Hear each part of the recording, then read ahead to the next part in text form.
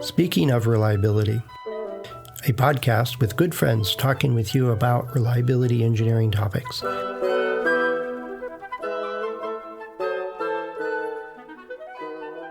Welcome to Speaking of Reliability. This is Fred Schenkelberg. And this is Chris Jackson, and we're going to be talking about the RAMS conference that RAMS just finished 2025. up. RAM Reliability and AI. Oh, really? That was the tagline? But given past performance over the last 25 years of experience I have with them, they did very, very, very little with their tagline or AI. Yeah. Well, there was AI content, but I don't know the extent to which it was more AI content than last year. And I think the key message for me with AI is that AI is like polishing. If you don't know what a failure rate is, if you don't know what reliability is, if you think the MTBF is king, if you think all this, if you're not investing in designing things right the first time, et cetera, et cetera, et cetera, AI is not going to fix that for you. So I'm seeing AI come across in many conversations as the savior, because what it can do is pretty astounding in terms of the baseline functionality. But if you've got a stupid design, it can't fix that. Yeah. I mean, and if you don't collect decent field failure data or have, what was the root cause of various failures, AI is not going to fix that. It might say you need to go do it, but it won't fix it for you. It won't give you a magic number all of a sudden because now it knows more than you do about your own product failures. I have had one amazingly good experience with reliability in AI, which I think is very, very helpful. And that is, I don't know if I mentioned this to you beforehand, but I found AI was fantastic at creating a use case. I remember we tried it for this. Yeah, for the smart lock, we said trying to create a use case for someone in sub-Saharan Africa who wants to use a smart lock on their shop. Mm-hmm. And the use case was astounding. It really was. It was so good. Explained, we could even generate a picture of this lady who the use case represented.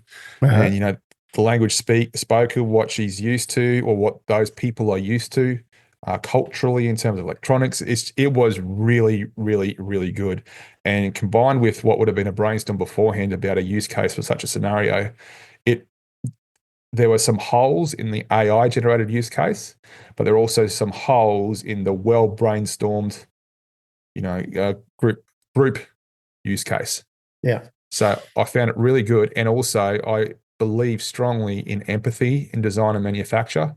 And so when you could actually have an AI generated image of this person, it just made a connection that you can't easily replicate when you just have numbers in a spreadsheet. Oh yeah, no, I totally agree with that. It's, way back when I saw we had an environmental manual for a product, and it included they had, I think, 5 different use cases, and they had pictures of people and pictures of the printers in its location and stuff, and the photos brought it alive rather than a bunch of charts and graphs and listed numbers. They made avatars, I think is what they called it, and they used representative photos of real people that they went and worked with and talked to.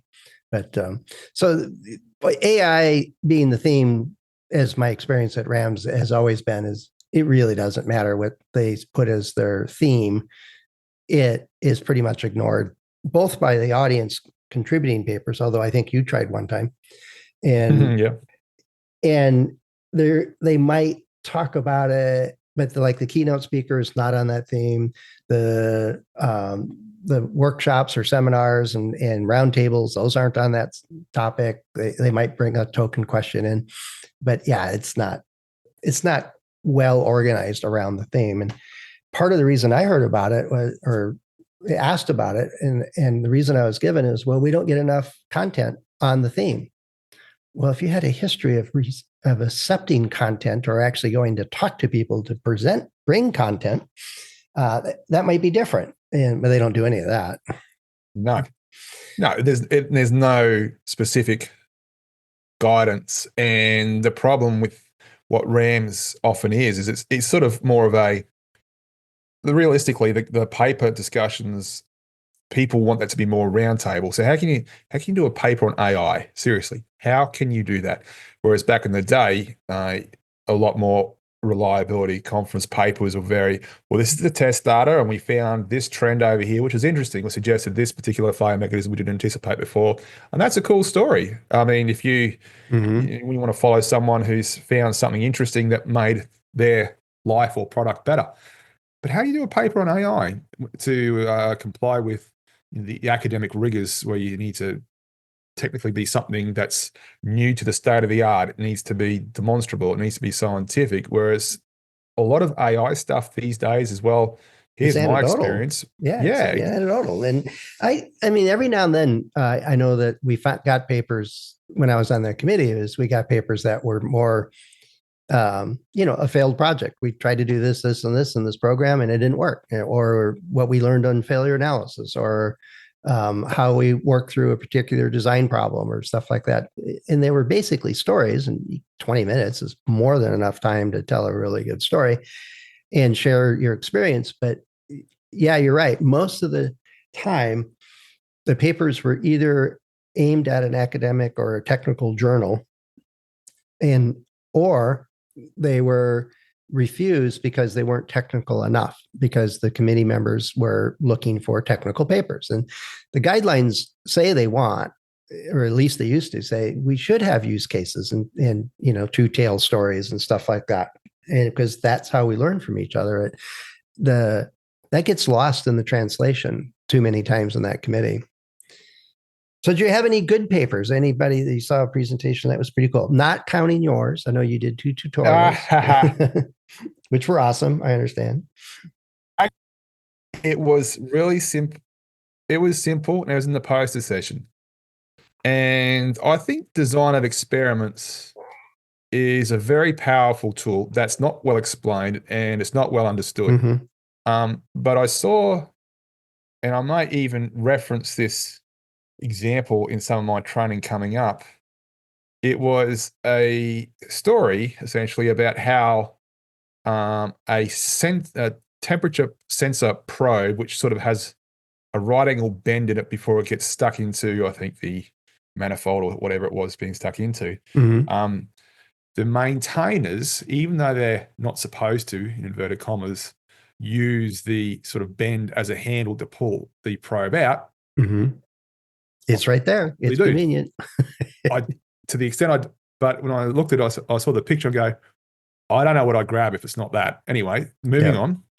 And then there was, okay, so this happens all the time. And then it needs to get re-welded. And there's a couple of different characteristics of the weld that are trying to get on top of. How can they weld this so it doesn't happen again?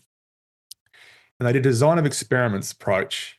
They got it down to 3 different characteristics. I know one of them was the location of the weld. I know another one was a temperature, and I forget the third one. But it was a really cool little case study of, well, we did design of experiments and what seems like this really tiny, never-ending piddly series of repairs we do to temperature probes that solved a real-world problem. I thought it was, and the poster itself, it was simply written. It was simply understood. There were good pictures. The influence charts for the design of experiment factors were clear. They weren't gobbledygook. And so I'm going to do a shout out for whoever that poster was. I thought it was well done, and that's the sort of more useful anecdotal stuff that we need to see at RAMS, I would argue. Yeah, no, I agree with that. That's cool. That is a bright spot there. But if you're in the poster session, that means you were probably submitted a paper, but it didn't pass muster to get into a session. They don't have a whole session on use case stories or design of experiments, anything useful like that. So it was kind of an outlier paper probably. And they said, well, let's invite them to, they invite a lot of people to the poster session that are close, but not close enough kind of thing. Yeah. And I thought it was a shame. I thought this is a sort of story you want to have told by the person who did it. You want to have the ability to ask that person questions, because design of experiments can be intimidating And conceptually. incredibly useful. Yeah. Well, I thought it was a really cool way of actually saying, let's try and fix something instead of trying to analyze it. Mm-hmm. And yeah, it certainly is not going to represent a new contribution to the state of the art, but we are missing really useful demonstrations of tried and true techniques, I would argue. Well, I agree. And things like just simple application of control charts and process capability and feed that back into the design so that you actually design within the manufacturing's stable capability, not their wish list or what they think they can do, but what they actually do. And I've seen that in mechanical systems like cutting holes. If they can't keep 1 mil tolerance, then don't design something that requires that with that equipment. And that's the kind of story that I see in really successful programs doing, but they don't write the paper on it because technometrics won't accept a paper like that. That's old technology. Yeah. Now, if you did the same paper with, an AI agent that you created, and it just is an agent that does control charting, and call it AI, then you might have had a paper there. Right. Well, anything with AI seems to be able to get into a lot of things. I'm sort of furiously trying to go through my phone right now to try and find that poster, so I can give due credit to the person Well, who did it. Once you find it, just add it to the show notes. That might be a way to do it, and give them a link to, if there's a link. I don't think paper or posters get links or published at all anywhere else. No, I think I'm struggling to find it though. So that sucks. But anyhow, so where was this? I remember when the first time I talked to you, when you were just getting to RAMS, I asked you if it was snowing. And this is in Florida, isn't it? Somewhere? Was this? Oh, it was snowing, all right. Well, it just finished snowing just before we got there. I remember. You left Toronto to go to the nice, cool climes of southern Florida. Yes, it was. Look, I was looking forward to being next to the beach in Florida where it never snows. And of course, when I was flying in, I just saw this white stuff on the ground. I went, well, "What is that?" I mean, it's clearly not snow because it's Florida. And well, the rest is history, so to speak. It didn't snow while I was there, but the snow was melting away. Oh yeah, no, it probably won't last long. But and then you're off at some hotel somewhere middle of nowhere. Yeah, Hilton Sandestin, and again, it just drives me crazy with the hotel selection for RAMS. I mean, this hotel wasn't a bad hotel, but there's nothing nearby, so you need to pay the exorbitant fees. I remember a drink cost $7 from the gift store, and you have no option because the nearest convenience store is a half an hour walk away. So unless you have your own vehicle, yeah, that's what you're doing. Yep. But the biggest issue was that it's nowhere near airports, like nowhere near. So there was the local airport, so to speak. Well, not a lot of flights go into it. And so the nearest sort of significant airport was Pensacola, which was you're paying $150 lift ride to get from there to the hotel. And the option was to hire a car, but you'd pay that in 3 times, right. Yeah, I know at some places they would organize buses or group ride share type stuff out to the conference. Disney had it down. You fly into Orlando and they have great big hole. They can move a lot of people out of the airport up to Disney. Right. But yeah, it varies, and being that far from an airport, that doesn't make much sense that they didn't organize something there. It's frustrating because year after year we go to these crazy places. The hotel we went in Albuquerque last year was not ideal, to say the least, especially during the New Mexico winter. But I can only hear the sort of gnashing of teeth regarding how to get more people to turn up to RAMS so many times before I stopped listening. Because if you're serious about it, let's do things like get themes to reflect what's going on and choose hotels which are easy for international people to get travelers to get to. And the last thing you want to do is fly internationally, then have to jump in and it's like, it was a 1 3/4 hour drive from Pensacola Airport. Wow. It's insane. And there's not a lot of international flights to Pensacola. No.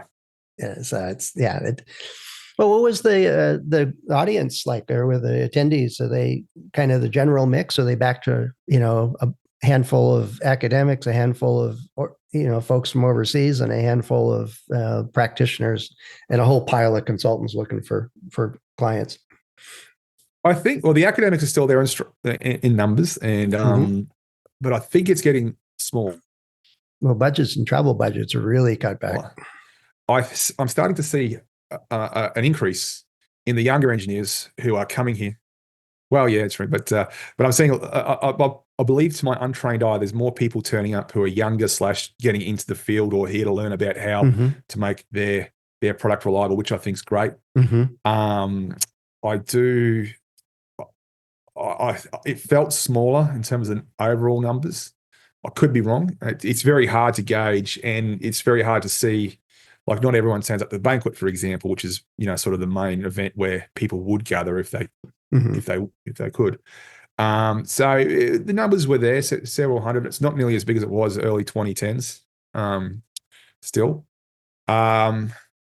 the keynote speaker was, I thought, all right. It was a historian, the just retired historian from the Nuclear Regulatory Commission, I should say, regarding the history of probabilistic risk assessment. To any other audience, that would be just a waste of time. To this audience, yes, there's a fair bit of interest, but by the same token, I think if you go into a conference and you've done risk and reliability and maintainability all day, I sense there's a bit of let's have a break from with the keynote speakers.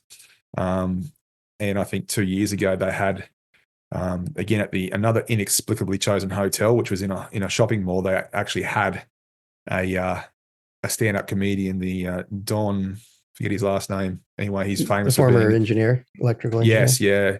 It was outstanding, like outstanding. It was, I think they should get him back every single year. Just every year, just he's going to be there. Just make it a thing. When there's RAMS, he's there. Yeah.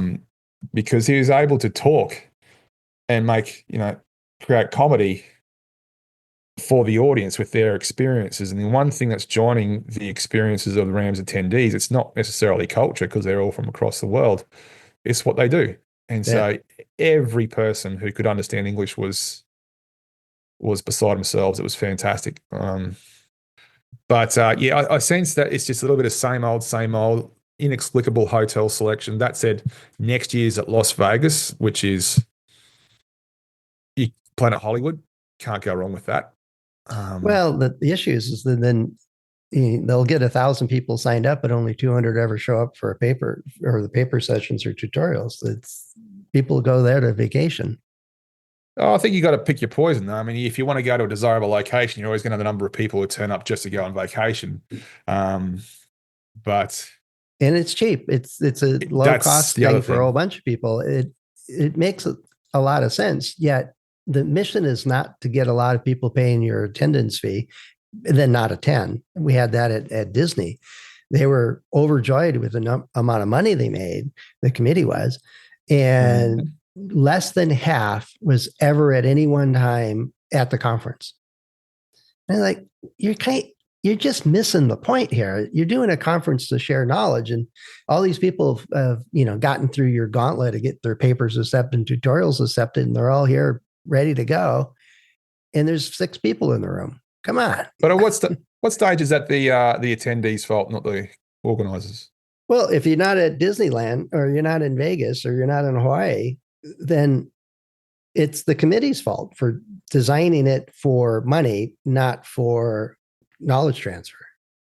Yeah, I mean, I find I understand, but the really good places that you want to go to by definition happen to coincide with the easiest ones to get to and the cheapest. Yeah, airport hotels and conference centers. Pick one on the East Coast, pick one on the West Coast, and only ever go there until you get outside of your capacity. If they can put up 500 people at the Hilton in LA that's at the airport, go there. There's no transfers. There's no cars needed. It's international airport from anywhere in the world. Although it's not a great example this year with all the fires, it might not be all that desirable. But go to a place where the focus is on the conference. And they've been there. I've been to a conference. One of my first ones at RAMS was in an airport hotel in LA. I think it was at LAX. And the conference was well run. They had plenty of room. It was made to do, small, mid-sized conferences. And there wasn't a big distraction to go anywhere else. There's plenty of stuff in LA to go see. And there were tours and stuff. People got to go see some factories and some other facilities. And I think Jet Propulsion Lab had a tour going. But that would be cool. But it wasn't, let's go to the beach. Which I remember you mentioned as the step that was dashed when you saw all the snow on the ground. Yeah. I mean, the beach was right there. It's very nice to have the, outside the balcony is a nice view. But but no, I don't. So I mean, I think we've had previous conversations where you've advocated not having this let's move from place to place approach, which greatly benefits the dude or dudette on the committee who selects the hotels, because he or she gets showered with gifts from said hotel to influence his or her impartial decision in accordance with the IEEE Code of Ethics. Yeah. Anyway. No, I don't even think the person was from IEEE. I think they're, at least I don't know if he's still doing it, but no, it's not that. It's just that the IEEE Code of Ethics are adopted by RAMS, which hence is why. Okay. But they spend an inordinate amount of time, selecting hotels, and their criteria has always baffled me. There is no criteria. I mean, that one in the mall in Florida. I mean, there's not one criteria that. Not one. One that's in the interest of the audience, of the purpose of the conference. I think there's a bit off on that. It wasn't close to the airport. It was in a shopping mall. There was no, that was the claim. Come to this. When Ram says you come here and you can then go shopping and go. Well, I'm not going shopping. What are you talking about? It's just. So there not one criteria that I could think of. Unless it was just given away for $10 or something. I don't know, which it wouldn't have been, but anyway. Well, the bottom line is it's the annual gathering of quite a few reliability professionals, and it's a chance to meet friends and learn about, hopefully not MTBF and related falsehoods, but some good stuff, and meet some people that are solving similar problems, and strike up, build your network. Do all those kinds of things. Maybe next year write a paper so you can get back to RAMS and meet more people and do stuff like that. It's not the only one, but it's one of the one that's focused on reliability and has multiple industries represented and academics. So it's a good mix of people. So I find the value of the RAMS conference was the other attendees by and large. Yeah, I agree with that. But it's so this is Chris's view of it, and I didn't go, so I'm only pulling on years and years of experience of being to this conference. If you're listening to this and happened to be at RAMS, what was your take on it? What did you like or not like, and what worked for you, and that kind of stuff? If you have questions about it, both Chris and I have been at the conference, and I think most of the hosts on the show. I don't know if Philip Sage has ever been there, but a handful of us have been there pretty regularly. Let us know if you have any questions about the conference, or how do you get involved with it, or that kind of stuff. We've got plenty of experience we could share with you, and warnings too. Don't do some things, but it's a good way for you to learn and build out your network and chat with other folks to see what else is going on in other industries and other parts of the business and so on. That is all good.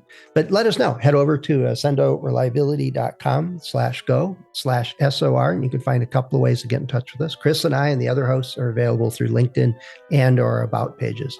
So we'll probably do this again, Chris, in about a year. Yeah, absolutely. Thanks, Chris. Talk to you soon.